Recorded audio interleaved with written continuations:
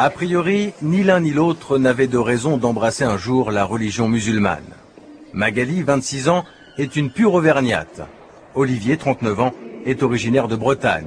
Tous les deux élevés dans la tradition catholique, tous les deux convertis à l'islam. Olivier n'y voit aucune contradiction, plutôt le résultat d'une quête personnelle, au-delà des préjugés sur une religion soi-disant intolérante et envahissante. C'est vrai qu'actuellement, quand on emploie le terme fanatique, on colle souvent l'étiquette de musulman derrière. Mais c'est vrai que le fanatisme, de toute façon, quel qu'il soit, est condamnable. L'extrême n'a jamais amené à une solution, et l'islam est la religion du juste milieu. C'est-à-dire que on ne va pas dans un extrême ni dans un autre, on essaye de toujours garder la voie du milieu. Je pense que c'est la voie de la sagesse. C'est dans la banlieue nord de Paris, en Seine-Saint-Denis, que Magali est venue étudier la religion musulmane. Salam alaikum. Voilà, je suis étudiante au cours d'études islamiques du samedi. Salam alaikum. Contrairement aux apparences, la jeune femme se dit profondément française. Ce qu'elle veut, c'est vivre sa foi sur sa terre natale. Changement de religion, mais pas de nationalité. Magali ne parle ni de l'Irak, ni de l'Afghanistan, bien au contraire. Je viens d'une ville qui s'appelle Sainte-Florine, entre l'Inde, Haute-Loire et Issoire. Vous restez auvergnate aujourd'hui ? Bien sûr. J'ai la nostalgie même parce que ça fait 2 ans que je suis en région parisienne et bon, la qualité de vie à Clermont-Ferrand était bien meilleure. Ce rapport avec la nature, on est entouré des volcans d'Auvergne, c'est un lieu où les enfants peuvent s'épanouir, on peut faire des promenades et ça je l'ai un peu laissé. Vous avez de vraies racines auvergnates ? Oui, ah oui, mon père est né en Auvergne, ma mère est née en Auvergne. Musulmane depuis 7 ans, Magali a très vite décidé de porter le voile. Mère de 2 enfants, mariée à un Marocain devenu pratiquant, la jeune femme a aussi appris à lire dans le regard des gens. Regard parfois pesant, dit-elle, de la désapprobation, de la peur ou même de la pitié.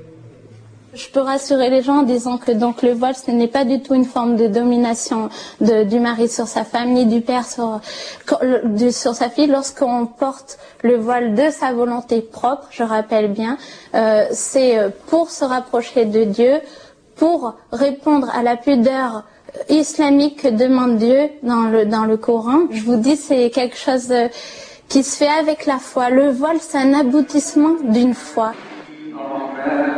C'est à la mosquée d'Evry, dans l'Essonne, qu'Olivier assiste à la prière du vendredi. Converti il y a 10 ans, ce fidèle jongle désormais avec les horaires de bureau et les obligations religieuses, comme le ramadan ou les 5 prières quotidiennes. Marié à une musulmane, père de famille, Olivier continue d'apprendre l'arabe. Il a aussi trouvé un prénom musulman, Azzedine, un sujet qu'il évoque ici avec le recteur de la mosquée d'Evry. Là, vous êtes à côté d'Olivier ou aux côtés d'Azzedine? Je suis aux côtés d'Olivier et en même temps de Azzedine. Olivier, et je pense qu'on a discuté, toi et moi. Je t'avais dit, sois Olivier dans ton identité nationale et sois Azzedine dans ton identité spirituelle et religieuse. Voilà. Vous comprenez toute la cérémonie en arabe? La majeure partie, oui. Pas la totalité, mais la majeure partie. J'arrive à suivre le fil. Mais il a la chance qu'on a la traduction. Merci après. Et ce jour-là, la mosquée d'Evry a vivement dénoncé un rapport des renseignements généraux. Soupçons de dérives extrémistes, notamment chez les convertis.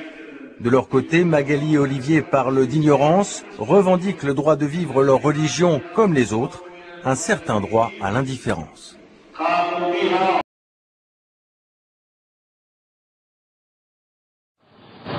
Aujourd'hui, nous avons rendez-vous avec un jeune tablir, la nouvelle génération. Vous ne saurez ni son nom ni où il habite. C'est la seule condition pour réaliser l'interview. C'est un jeune converti. Il a 25 ans. Il a découvert l'islam il y a 2 ans grâce à l'un de ses amis africains. Aujourd'hui,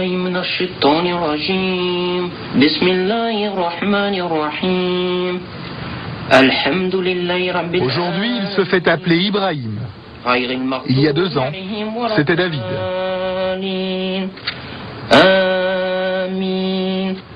David, c'était vraiment ma période, moi, en tant que chrétien. Maintenant, Ibrahim, c'est musulman. David a toujours été très croyant. Autrefois, avant, c'était un catholique très pratiquant. C'était le livre de support lorsqu'on fait le catéchisme.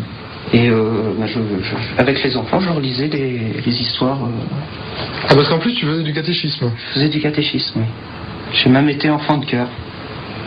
Il y a des photos qui sont... Pour tirer un trait définitif sur son ancienne religion et prouver son attachement à l'islam, David s'est fait circoncire.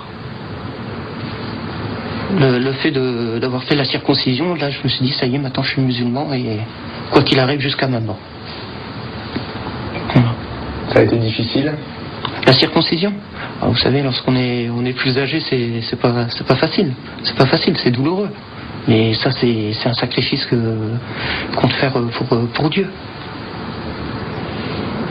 Comme tout musulman pratiquant, Ibrahim fait ses 5 prières par jour en direction de la Mecque. Allahu Akbar, Allahu Akbar, ashhadu an la ilaha illallah. Mais en réalité, il en fait encore beaucoup plus. Ibrahim est plus qu'un simple croyant, c'est un tablir. Tous ses moments libres, il doit les consacrer à la prière. Hier, j'ai dû passer une bonne partie de la nuit à prier, plus les prières obligatoires. Oui. En gros, j'ai dû passer 4 heures, voire 5 heures de prière. Mais c'est pas tous les jours. Et il n'y a pas que les prières. Être tablir, c'est aussi suivre des règles de vie très précises. Ces instructions sont rassemblées dans cet ouvrage. Le Jardin des Vertueux, c'est le livre de chevet des tablirs. Dans sa vie quotidienne, un vrai fidèle doit imiter tous les faits et gestes du prophète. Devoir de prendre l'habit de Dieu pour la prière, le devoir de prendre conseil auprès des autres. Et peu importe si celui-ci a vécu au VIe siècle après Jésus-Christ. Où il est recommandé de manger avec les 3 doigts, le pouce, l'index et le majeur. Et il y a cette position-là, tout simplement. On se met comme ça et puis on mange avec les 3 doigts. C'est la position du prophète, ça. C'est la position du prophète, oui. Et il y a aussi la position du prophète pour dormir. Comme ça. Voilà. On s'endort, on s'allonge en direction de la Qibla, en direction de la Mecque. Allahu Akbar. Ibrahim a le zèle des nouveaux convertis. Assalamu alaikum wa rahmatullah. Assalamu alaikum wa rahmatullah. Aujourd'hui, il est devenu un vrai tablir, un vrai missionnaire d'Allah. Tu as déjà réussi à faire se convertir les gens? Oui. Alors ça, c'est quelque chose de vraiment très, très, très fort. C'est pas moi qui fais convertir, c'est Dieu. Mais être la cause, c'est quelque chose de formidable. Et tu es à l'origine de beaucoup de conversions, tu crois? À l'origine, on va pas dire à l'origine, mais oui, il y a eu pas mal de monde. Combien à peu près? Combien? Les chiffrer, peut-être une dizaine de personnes.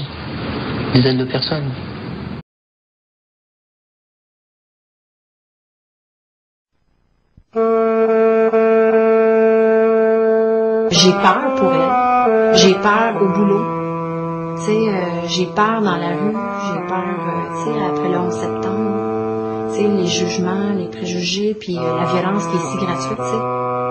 Moi puis Audrey, ça fait 7 ans qu'on se connaît. Environ, on s'est connus à notre début vingtaine, donc les années où est-ce que tu sors, tu bois, tu sors avec les gars, puis où est-ce que c'est un peu fou ta vie. La première fois qu'elle m'a dit ça, l'islam, je suis intéressée, ben j'ai fait OK. Pour moi, la religion, c'était quelque chose, c'était une béquille, c'était quelque chose qui servait aux gens qui avaient rien d'autre à quoi s'accrocher dans la vie. Je pouvais pas concevoir que ta vie soit menée par la religion ou par un Dieu. Je suis pas arrivée un jour puis j'ai crié à tout le monde, « Hey, tout le monde, je suis musulmane! » Tu sais, c'est comme, ça s'est pas passé comme ça, c'est graduel. Puis je me suis dit, c'est sûr qu'il y a une faille dans l'islam quelque part, je veux la trouver. Plus je lisais, plus il y avait quelque chose qui me parlait vraiment puis qui me disait ça peut être ça la vérité puis ça peut être ça la réponse à toutes tes questions existentielles. Guide-nous dans le droit chemin, le chemin de ceux que tu as comblés de faveurs, non pas de ceux qui ont encouru ta colère ni des égarés. Tout ce que j'ai lu jusqu'à maintenant, ça me parle toujours de valeurs comme la patience, la tolérance, la générosité, l'acceptation des autres. Après sa découverte de l'islam, Audrey rencontre Mounir, un musulman d'origine marocaine. Quelques semaines plus tard, le nouveau couple convie amis et famille à leur mariage. Je lui ai pas dit, bon, si tu veux qu'on se marie, il faut que tu te convertisses. Ça n'a jamais passé comme ça. Si on force une personne, genre, à embrasser une religion, après ça pourrait se retourner contre nous, parce que cette personne, c'est une affaire de cœur, la religion. Aucun rituel spécifique ne marque l'entrée d'un fidèle dans l'islam. Pour embrasser cette religion, il suffit de réciter de façon sincère l'attestation de foi musulmane qu'on nomme Shahada. Ashhadu an la ilaha illallah wa ashhadu anna Muhammadan abduhu wa rasuluh. La Shahada, c'est que j'atteste qu'en quoi il y a un seul Dieu, c'est Allah, puis que Mohammed est son dernier prophète. J'atteste qu'il n'y a point d'autre divinité que Dieu, et que Mohammed est son prophète et son messager. Dès que la personne, genre, témoigne de cette phrase vraiment sincèrement, elle est musulmane devant Dieu.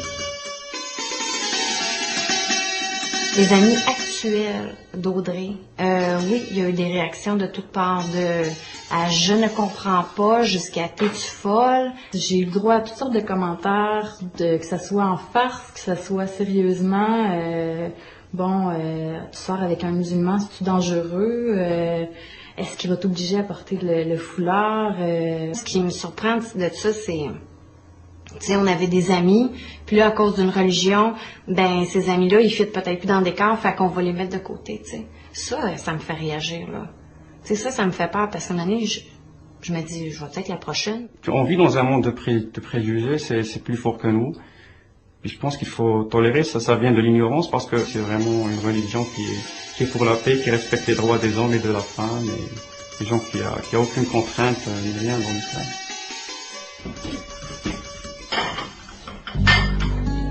Mes parents,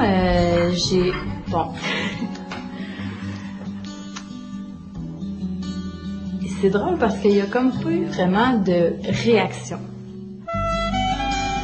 On ne s'est jamais arrêté à discuter de son adhésion à l'islam. Parce que pour nous, c'était peut-être pas si sérieux au départ. Mais plus ça va, plus on se rend compte qu'il se passe quelque chose de sérieux.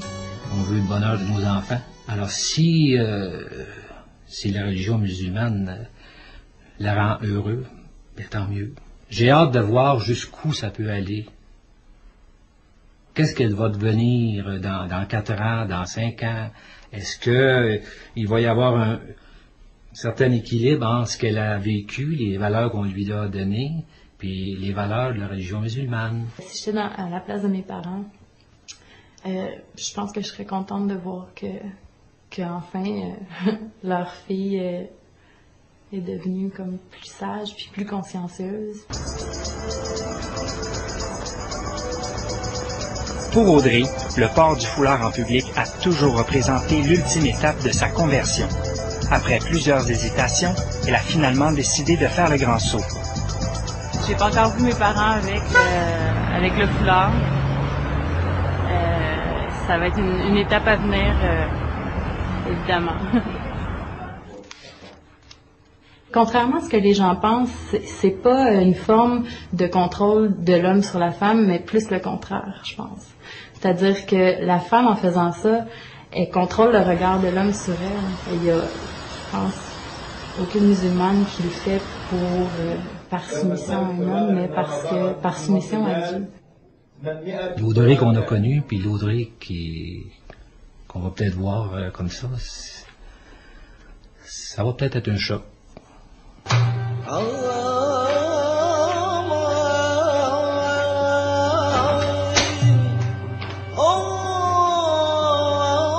Elle a le droit de choisir sa religion, sauf qu'il faut qu'elle reste elle-même. Il faut qu'on connaisse notre fille quand on la voit.